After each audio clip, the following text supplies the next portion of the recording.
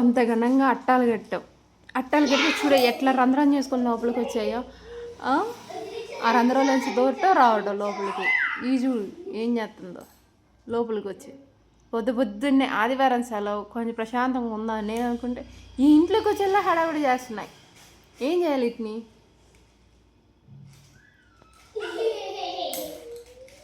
బయటకు వచ్చి ఆడుకోవట్లేదు వీళ్ళు అని చెప్పి అయ్యే లోపలికి వచ్చి ఆడుతున్నాయి. అట్టని జించేసింది ఈరోజు.